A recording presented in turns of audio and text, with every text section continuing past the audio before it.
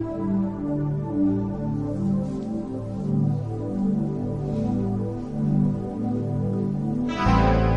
know, I have to get out of here. Whoa. Where do you think you're going? You got a very bad cut on your leg. Yeah, and that's why I got to get back to town. I need to see a doctor, okay? I'm afraid my leg is getting worse. What if I can never play tennis again, huh? Calm down, Whitney. I doubt it's a permanent injury, all right? Look, you don't know that. You are not a doctor.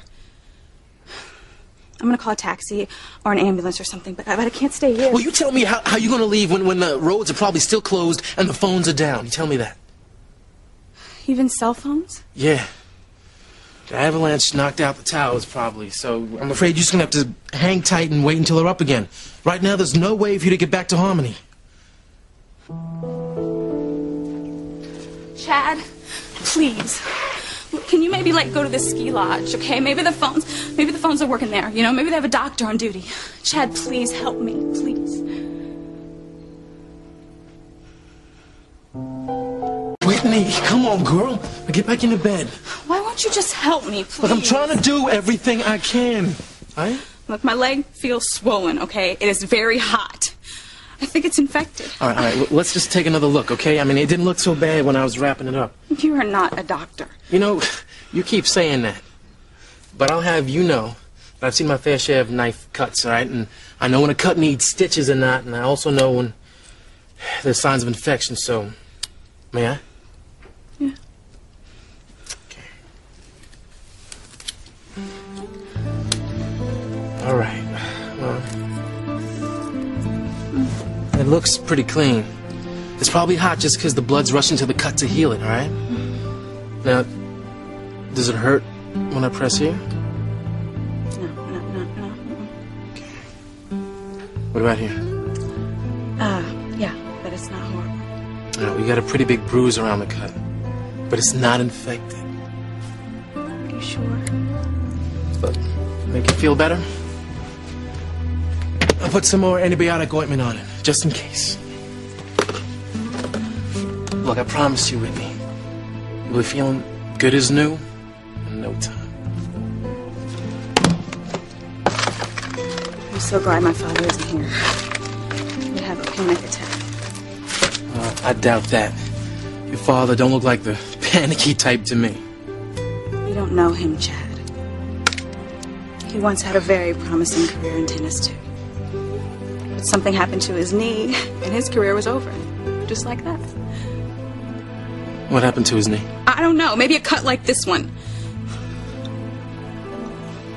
I think it would kill my father if I couldn't be competitive in tennis anymore. I don't believe that. You know, as a matter of fact, maybe it wouldn't be such a bad idea if your tennis career was cut short. What are you talking about? You don't know anything about what tennis means to me. How dare you say that I would be better off without it? No, I didn't say that. No, you said it would be good if my career was cut short. That would be the most horrible thing that could ever happen. Horrible for who? Huh? You? Or your father?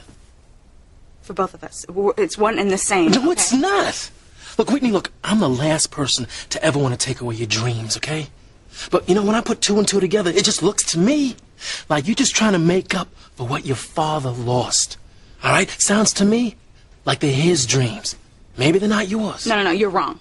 I play tennis because I want to. I push myself, and I play hard because I want to be the best. Or maybe because your father needs for you to be the best. No, stop it. My father is not living through me. You know, Whitney, I know it's a very hard thing for you to admit, but just listen to me for 1 second, okay? Just think for 1 minute, just for 1 minute, what it might be like to wake up every morning of your life and say, ask yourself, what do I want to do with this day, huh? Who do I want to be? And maybe this accident will give you time to think about that. Think about what you really want out of life. And maybe it is to be a tennis star. And that's great. Or maybe not. Or maybe you don't even want to decide what kind of career path you want to follow right now. And maybe you just decide that you want to live like a normal teenager. And do normal teenager things like have a boyfriend or whatever. You'll just decide that maybe you just want to have a real life as a young girl. And not a tennis machine.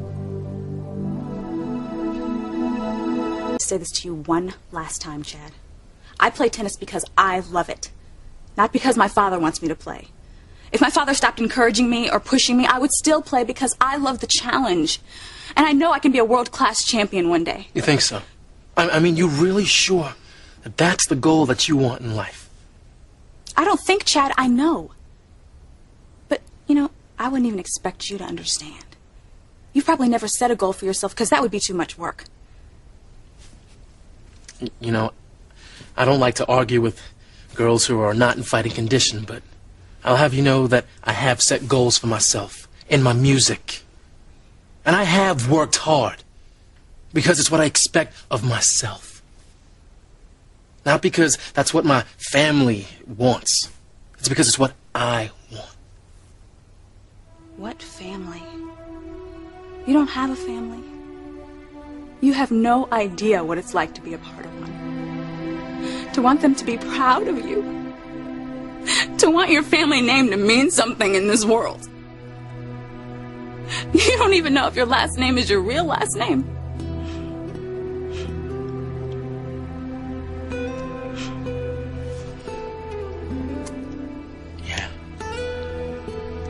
Yeah, you're right.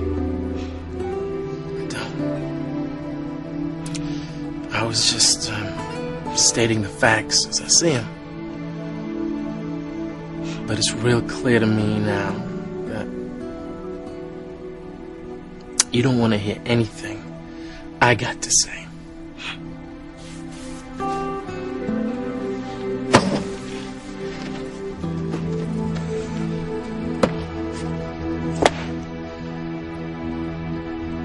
If you need anything, just give a yell.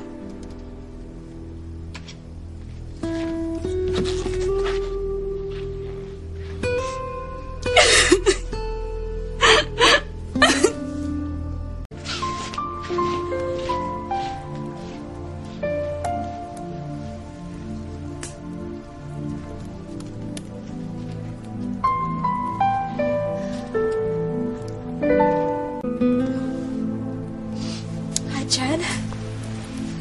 How's Whitney?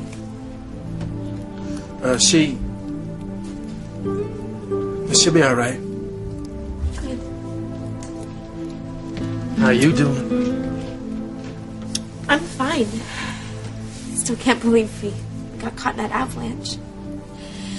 I hope everybody at the ski lodge is okay. Teresa, look, it's okay. You ain't gotta pretend with me. I know how you feel about Ethan. Ethan. I don't know what you mean. I saw you two dancing together at the Seascape restaurant a while back. Now, Whitney made it pretty clear to me that you're in love with him. He just doesn't know anything about it. Oh. And that's one of the reasons why she wants to get out of here so fast.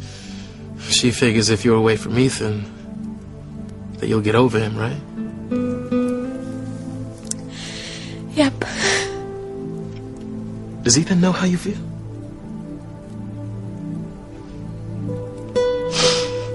No. He doesn't know. I thought he did when he heard me say I love you to him before when I was coming to, but he thinks I'm in love with someone else. And if he finds out that I've been lying to him all this time, he'll hate me for it. Well, maybe not. Maybe he'll understand. I would give anything to believe that. Because now that I've actually said those words to him, it's gonna be even harder than ever to hide my feelings. It's like putting a genie back into the bottle. One of these days, I'll see Ethan. And the words will just pop out. I love you, Ethan Crane. I love you and only you. I've got to get out of here. I can't spend another night in this cabin with you. Teresa, wait. Hold on, you ain't going anywhere. Shh. It's okay. It's okay. Shh. It's okay. Shh. Look. I ain't trying to get in anybody's business, you know what I'm saying? And I ain't trying to make no judgment call neither. But I know what it's like to go for somebody who's out of reach. Maybe it's not somebody like a Crane, but it's definitely somebody from a different world.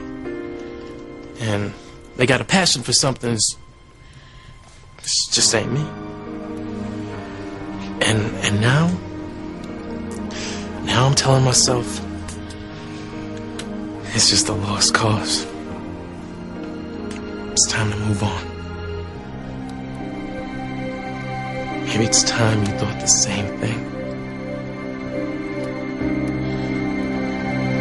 Is that how long can you keep running every time you just come close to telling Ethan how you feel?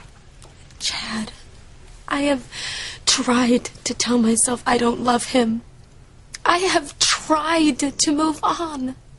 But somehow fate keeps throwing us together. Fate? Yeah, like this trip. Whitney and I were supposed to be staying at the ski lodge, but somehow fate kept us from getting a room there, so we came here. And fate made you and Ethan decide to come here too. Yeah, well, I got a lot of respect for fate, you know? I mean, it's a powerful force. But it don't control your mind. I mean, Teresa, you know deep down inside when you ain't got a chance in hell with somebody? I mean, sometimes you just gotta listen to your gut feeling. Is that how you feel about that person who's out of your reach? Yeah. I know how it hurts to want someone you can't have. I mean, I lose either way. If I tell Ethan how I feel, I lose him because he'll hate me. And if I don't, I'll lose him anyway. Yeah. You know, pain is something that life just seems to hand out a lot of, you know? You know how they say, love can sometimes just be a bitch.